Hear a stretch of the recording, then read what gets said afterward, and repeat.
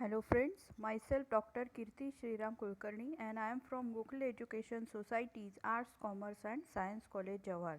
So friends, I welcome you all for the SYBSc Chemistry Paper 3 Semester 4th lecture of Methods of Separation. So friends, so far now we have discussed about the various separation method depending upon various properties of the substances like solubility, gravity, okay, volatility, and now we are looking for the chromatographic methods. So far now we have discussed about what is the principle of chromatographic technique, okay. So it is the separation of the component between two different phases, that is stationary phase and mobile phase. So depending upon that, first you have to choose a correct paper for the chromatographic technique, and then you have to also select a suitable mobile phase, that is solvent, okay. So suppose you go for the first technique of chromatographic method, that is paper chromatography. Some points are very important in that, where if you have selected a paper, in that paper you have to make a start line. At the bottom of the paper you have to draw a line which is called as start line, okay. So here you can see the particular thing, and at the bottom of that particular paper you have to draw the line which is called as start line. Then on this start line you have to deposit the solute in the form of spot, okay आपको आपका जो mixture है वो एक suitable solvent में dissolve करके उसको spot की तरह उस लाइन पे लगाना है ना, यूजिंग माइक्रोपिपेट और syringe, and this is called as spotting, okay. So after spotting you have to run the liquid. तो आप इस डायग्राम में भी देख सकते हो कि below of this jar there is liquid which is called as solvent, वो ऊपर आपको रन करना है. स्लोली इट विल ट्रैवल, और ये जो ट्रैवल करेगा तो ये एक हद तक ट्रैवल करेगा. सो जहाँ तक ये सॉल्वेंट ट्रैवल करता है उसे हम कहते हैं सॉल्वेंट फ्रंट, राइट. मतलब एक लेवल तक सॉल्वेंट जाएगा उसे हम कहते हैं सॉल्वेंट फ्रंट. और आपका जो स्पॉट है वो एक तरफ ही ट्रैवल करेगा और एक लेवल तक जाएगा, which is called as distance travelled by the component. तो हम लोगों को क्या सीखना है, what is retardation factor. So retardation factor is nothing but the distance travelled by the component divided by distance traveled by the solvent front.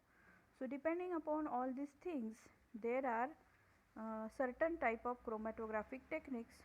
So very first one is called as ascending type of chromatographic technique. और इसमें हम लोग क्या करते हैं कि solvent जो है वो नीचे से ऊपर ट्रैवल करता है, that's why it is called as ascending paper chromatography. So in ascending paper chromatography, the solvent is placed in a jar, bottom of that particular jar. तो आप देख सकते हो कि there is a glass container and in the bottom of that particular jar there is solvent. तो ये जो solvent है वो कैसा होता है, लो बॉइलिंग पॉइंट, वोलाटाइल होता है, इसीलिए ये पूरा जो जार है वो आपके सॉल्वेंट के वेपर से भी भर जाता है, ऊपर से उसको बंद कर देना. You have to cover the lid of this particular jar and then the whole jar will contain the vapours of the solvent. Then the paper strip is supported vertically in the jar so that it lower end dips into the solvent. आपको एक clip की help से आपके paper को ऐसे situate करना है कि उसका जो बॉटम है जहाँ पे आप आपका लाइन ड्रॉ करने वाले हो, स्टार्ट लाइन, वो पार्ट आपका सॉल्वेंट के अंदर डीप हो जाना चाहिए. Then what you have to do, you have to take care that the level of solvent in the jar is below the spot start line. ये बहुत इम्पॉर्टेंट बात है कि जहाँ से आप स्टार्ट लाइन ड्रॉ कर रहे हो उसके नीचे तक आपके सॉल्वेंट का लेवल होना चाहिए, उसके ऊपर नहीं या वहाँ तक नहीं. सॉल्वेंट लाइन जो आप ड्रॉ कर रहोगे, स्टार्ट लाइन जो ड्रॉ करोगे उसके नीचे आपका सॉल्वेंट लेवल होना चाहिए. Then the solvent in this case rises due to the capillary action. So slowly क्या होगा कि आपका जो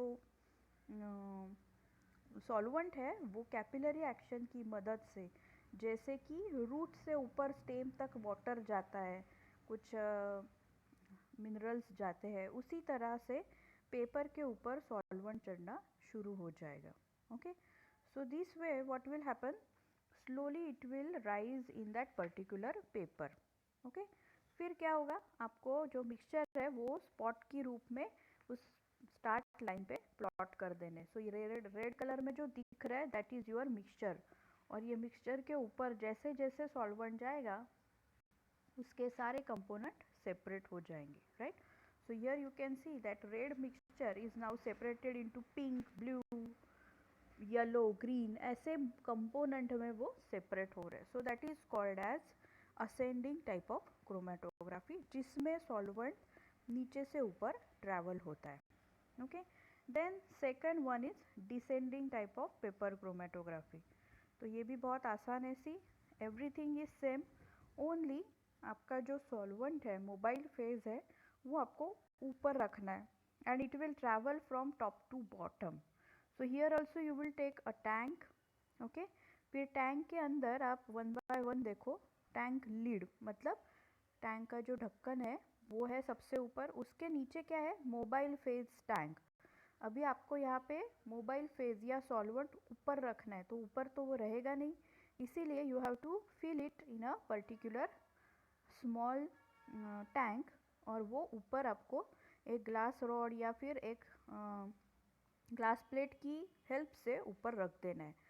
फिर उसके नीचे है पेपर सपोर्ट. अभी पेपर को टांगना पड़ेगा, है ना, तो उसके लिए पेपर सपोर्ट रखा होता है, और उसके बाद उस हेल्प के हिसाब से हम लोग पेपर को वहाँ पे प्लेस कर देते. तो अभी ये पेपर कैसा है, उसका जो ऊपरी हिस्सा है, टॉप हिस्सा है, that is now dipped in the solution, और वी कैन से सॉल्वेंट और मोबाइल फेज. तो आप ब्लू कलर में देख सकते हो, ऊपर सॉल्वेंट रखा हुआ है एक छोटी सी डिब्बी में, और उसके नीचे पेपर हैंग किया हुआ है. तो अभी क्या होगा, उसके नीचे देखो मोबाइल फेज रन्स डाउनवर्ड, मतलब अभी पहले में क्या था, मोबाइल फेज नीचे से ऊपर ट्रैवल हो रहा था, अभी इसमें मोबाइल फेज जो ऊपर रखा है ऑलरेडी, तो वो ऊपर से नीचे ट्रैवल होगा. So this way you can do the paper chromatography which is of descending type. So this way you can do two types of chromatographic techniques. Okay, तो ये जो क्रोमेटोग्राफी है इसका बहुत सारी चीज़ों में एप्लीकेशन होता है. Okay, so various type of anions present in the mixture that is separated using paper type of chromatography. Okay, then separation of nickel, manganese, cobalt and zinc can be also separated using Wattmann number 1 and mixed mobile phase like acetone and hydrochloric acid.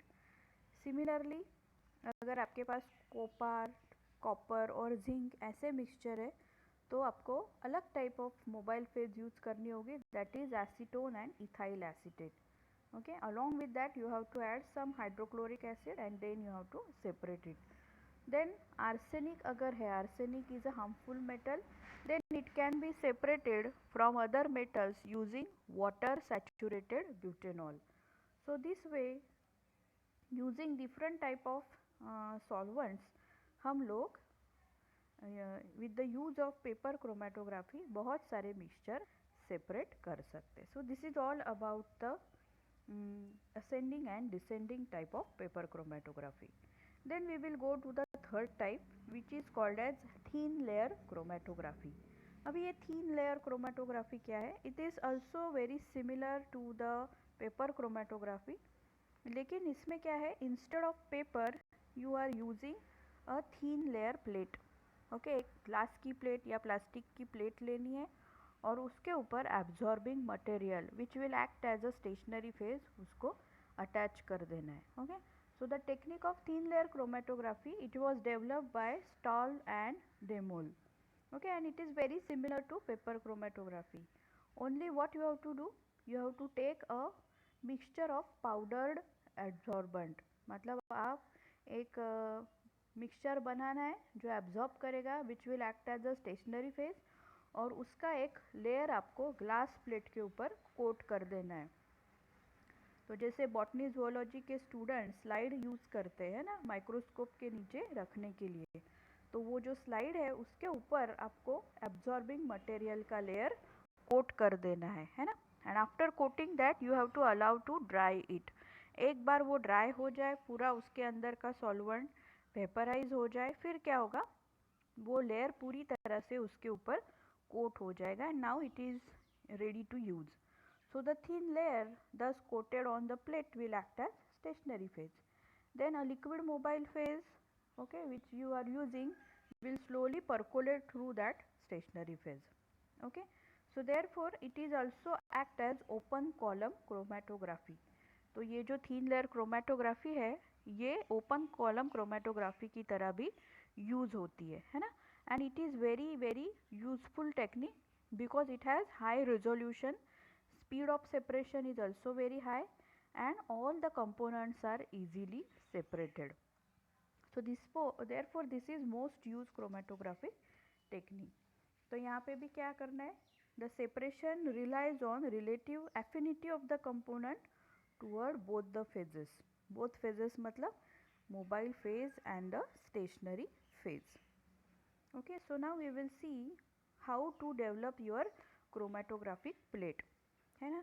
तो यहाँ पे भी आपको क्या करना है, एक particular jar लेना है या फिर एक बड़ा सा बीकर लेना है और उसके अंदर आपको क्रोमेटोग्राफिक प्लेट डेवलप करनी है। तो ये जो कंटेनर हम यूज़ करेंगे उसे हम कहते हैं thin layer chromatographic chamber. Okay, फिर उसके अंदर हम लोग ये प्लेट रखेंगे। आप लोग देख सकते हो एक स्लाइड है ना। इस स्लाइड के ऊपर आपको आपका जो लेयर है एब्जॉर्बिंग मटेरियल का उसको कोट करना है ना। सो द एब्जॉर्बिंग मटेरियल जो है उसकी क्या बनानी है, स्लरी, है ना। And that slurry is made with the use of water और some other organic solvent. So very simple method of spreading the absorbing material on your plate is using glass rod या फिर किसी भी spoon या किसी भी चीज़ की help से आप लोग उस स्लरी को ग्लास प्लेट के ऊपर लगा सकते हो. Okay, then the thin layer will be placed on that particular plate and then you have to let it dry. उसको ड्राई करना है. तो generally silica gel is the most widely used absorbent. सबसे ज़्यादा जो एब्जॉर्बिंग मटेरियल हम लोग use करते हैं वो क्या होता है, सिलिका जेल, और sometime we can also use aluminium. So this way हम लोग कभी इथाइल एसीटेट यूज़ कर सकते हैं एज अ सॉल्वेंट या फिर simply we can use water. Then this way एक बार जो हमारी प्लेट तैयार हो गई तो उसे हम कहते हैं क्रोमैटो प्लेट. ये जो प्लेट तैयार हो जाती है उसे हम कहते हैं chromato plate. Then this chromato plate is kept inside the jar. और इस जार के अंदर नीचे अभी हम लोगों को सॉल्वेंट डालना है. तो सबसे नीचे जो हम लोग देख रहे हैं ब्लू कलर में, that is your mobile phase. तो ये मोबाइल फेज़ स्लोली स्लोली ऊपर चढ़ेगी क्योंकि प्लेट ग्लास की है लेकिन उसके ऊपर हम लोगों ने एब्जॉर्बिंग मटेरियल लगा के रखा है. So because of that slowly the liquid will travel in upward direction. So again with the help of micro syringe या micro pipette हम लोग नीचे उस प्लेट के एक लाइन ड्रॉ करेंगे, स्टार्ट लाइन, और उसके ऊपर हम लोग स्पॉटिंग करेंगे. जो आपको मिक्सचर सेपरेट करना है उसका स्पॉटिंग हम लोग ऑन द स्टार्ट लाइन कर देंगे.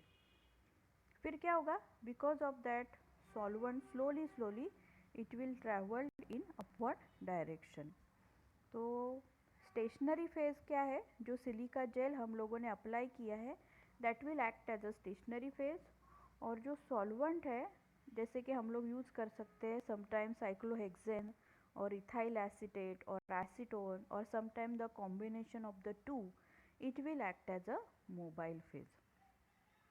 सो दिस वे हम लोग अपना सेपरेशन कर सकते हैं. So here you can see the actual working of thin layer chromatography. यहाँ पे हम लोगों ने सिर्फ देखा कि हम लोगों को प्लेट कैसी तैयार करनी है और कैसे रखना है. इस डायग्राम में हम लोग देखेंगे कि एक्चुअली मिक्सचर कैसे सेपरेट होता है. So in the first step you are just keeping your plate ready in that particular jar, और जार के अंदर हम लोगों ने mobile phase that is solvent place किया हुआ है ना। फिर स्लोली हम लोग क्या करेंगे, प्लेट जिसके ऊपर ऑलरेडी सिलिका या एल्यूमिना का लेयर रखा हुआ है उसके ऊपर हम लोग स्पॉटिंग करेंगे, सैम्पल स्पॉट।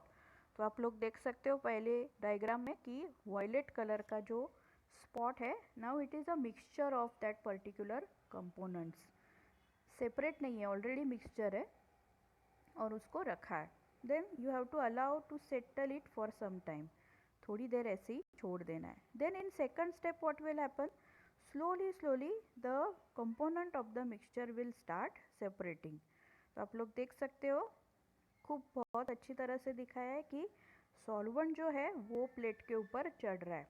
तो थोड़ा सा पार्ट जो है आपके प्लेट का वो अभी ब्लू हो गया है ना, और उसके साथ हमारा जो मिक्सचर है वो भी ट्रैवल कर रहा है।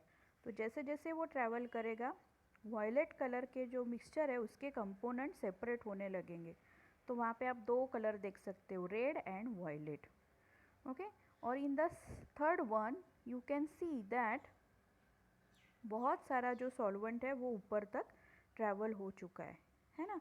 सो जिस तरह से वो आगे ट्रैवल करता है उस तरह से आपके जो कंपोनेंट्स है मिक्सचर के वो सेपरेट हो रहे हैं।